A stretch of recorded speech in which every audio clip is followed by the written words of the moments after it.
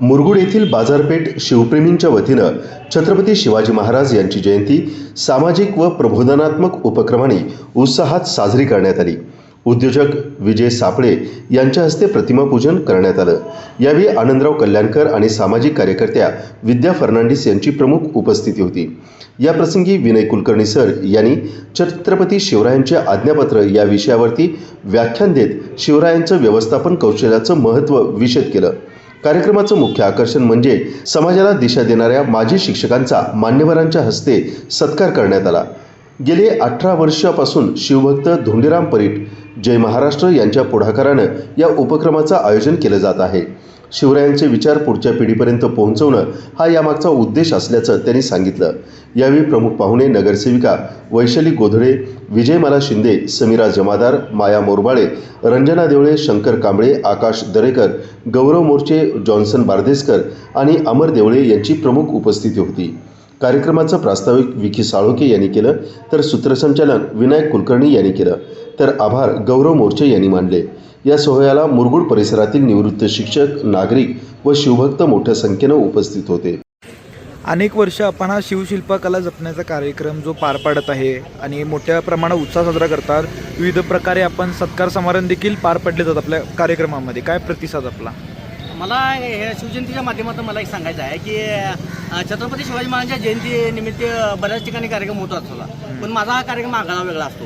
आगळा वेगळा म्हणजे मला काय म्हणायचं आहे की ज्यांचं खरोखर कर्तृत्व आहे आणि ते कर्तृत्व असून सुद्धा ते प्रसिद्ध माध्यमापासून लांब असतात, अशा लोकांना आम्ही त्यांच्यावर जनतेच्या नजरेत फोकस करतो की त्यांचं काम बाबा अशा पद्धतीचं आहे ते जनतेला आम्ही दाखवून देतो। आता उदाहरणार्थ मी पहिला मला वाटतं कार्यक्रम 2009ला चालू केला मी, पहिला उपक्रम म्हणजे छत्रपती शिवजयंतीच्या माध्यमातून पहिला माझा जर कार्यक्रम कुठला असेल तर मुरगुडमध्ये सर्पमित्रांचा सत्कार ठेवला। आता सर्पमित्रांचा सत्कार ठेवला म्हणजे का ठेवला तर पूर्वी ह्याच्या अगोदर असं कुठे सर्प दिसला की माणसं सर्प मारत होते। सर्प हा शेतकऱ्याचा मित्र आहे आणि ह्या सर्पमित्रांच्या माध्यमातून सर्प वाचले गेले, त्या सर्पाला पकडून जंगलामध्ये पाठवण्याचं सर्पमित्रांनी काम केलं। म्हणून मी पहिला कार्यक्रम 2009ला हा मी सर्पमित्रांचा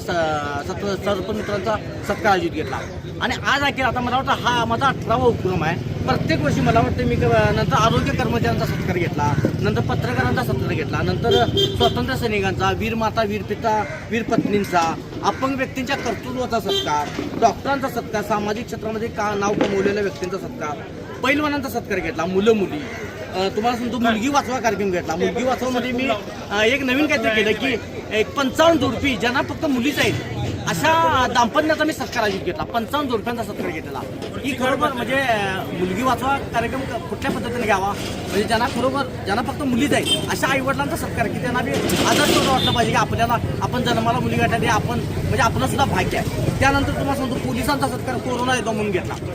पोलिसांचं एवढं मोठं काम होतं की खरोखर म्हणजे त्या पोलिसांचं करून कौतुक सुद्धा केलं पाहिजे। म्हणजे जीव जायची वेळ होती परिस्थिती, पण ते रस्त्या होती, आम्ही सगळी घरात होतो, पण आमच्या सगळ्या जनतेची काळजी ते पोलीस घेत होते। पोलिसांचा सत्कार मुरगुडमध्ये कुणी घेतला नाही, पण अख्ख्या मुरगुड पोलीस स्टेशनला मी इथं बोलवलं आणि त्यांचा कोरोना एकदम निमित्त सत्कार केला। त्यानंतर तुम्हाला सांगतो धुनी मांडणी करणाऱ्या म्हणजे मोलकरीण महिला, मुरगुडमध्ये 70 महिलांना मी बोलवलं होतं इथं। 70 महिलांना इथं ओटी भरण्याचं काम केलं आणि त्यांना म्हणजे साडी चोळू देऊन त्यांचा सत्कार केला। यथोचित त्यांच्यासाठी भोजनाचा सुद्धा कार्यक्रम आयोजित केलेला। त्यानंतर औषध विक्रेत्यांचा ते फार मोठा रोल आहे। कोरोनाच्या काळात औषध विक्री म्हणजे औषधं आणून म्हणजे दवाखान्यात जायचं त्यावेळी मुश्किल होतं, दवाखान्यात गेला की त्याला कोरोना पॉझिटिव्ह करत होते। मग औषध विक्रेते औषधं देऊन माणसं तयार झाली, म्हणून मी विचार केला औषध विक्रेत्यांचा सन्मान करायचा, म्हणून मी औषध विक्रेत्यांचा मी कोरोना येऊन सत्कार केला। त्यानंतर वायरमन व पोस्टमन यांचं सुद्धा फार मोठं काम आहे। वायरमन आपल्यासाठी वीज निर्मिती म्हणजे समजा पावसाळ्याच्या सुद्धा म्हणजे आपत्कालीन परिस्थिती सुद्धा पाहुण्यात पोहून जाऊन तिने आपली वीज चालू केलेली आहे मुरगुडमध्ये। म्हणजे आणि पोस्टमन आपल्याला पत्र वगैरे देतात, पोस्टमनांचं सुद्धा काम चांगलं आहे। तुमच्या माहिती सांगतो आता गेल्या वर्षीचा माझा उपक्रम असा होता की एसटी ड्रायव्हर, कंडक्टर आणि मेकॅनिक म्हणजे चालक, वाहक आणि मेकॅनिक, एसटी डेपोत काम करणारे कर्मचारी खरोखर त्यांचं सुद्धा काम कौतुकास्पद आहे। त्यांचा आयुष्यात कधी कुठे सत्कार म्हणजे सदा म्हणजे एसटी डेपोत राहू दे सोडून द्या, एसटी महामंडळात सुद्धा कधी सत्कार घेतला नव्हता। तर त्यांचा मी 50 जोडप्यांचा आणि माझे कार्यक्रम असे असतात की नवरा बायकोंना बोलवतोय। आता उदाहरणार्थ ह्यावेळी मी माझी शिक्षकांना बोलवलं माझे शिक्षक, तर माझे शिक्षक आणि तिची पत्नी, शिक्षिका असेल तर शिक्षिका, तिचे पती, नवरा बायकोंचा सत्कार, की आपला पती काय करतोय हे आपल्या पत्नीला सुद्धा समजलं पाहिजे आणि पत्नीला सुद्धा समजलं पाहिजे की आपला पती काय करतोय. हा त्याच्या पाठीमागचा उद्देश आहे. दुसरी गोष्ट म्हणजे माझा हा उपक्रम 2009 पासून चालू आहे. ह्या शिवजयंतीच्या माध्यमातून मी दरवर्षी सर्व जाती धर्माची, जसं छत्रपती शिवरायांनी हिंदवी स्वराज्य स्थापन केलं सर्व जाती धर्माच्या लोकांना घेऊन, तशा पद्धतीचं मी सर्व जाती धर्माच्या लोकांना घेऊन हा शिवजयंती उत्सव साजरा करत असतोय. मग त्याच्यामध्ये एक मुसलमानची एक व्यक्ती असती, ख्रिश्चनची एक व्यक्ती असती, ब्राह्मणाची एक व्यक्ती असती, कांबळ्याची एक व्यक्ती असती, मराठ्याची एक व्यक्ती असती. आता अशा छत्रपती शिवरायांच्या, शिवशाहू फुले आंबेडकरांच्या विचाराचा जागर या शिवजयंतीच्या माध्यमातून मी इथं करत असतो. आणि आज छत्रपती शिवाजी महाराजांच्या दिनानिमित्त तुम्ही माझ्या इथे कार्यक्रमासाठी आलात आणि माझी छोटीची बाईट घेतली, त्याबद्दल मी तुमचा आभारी आहे.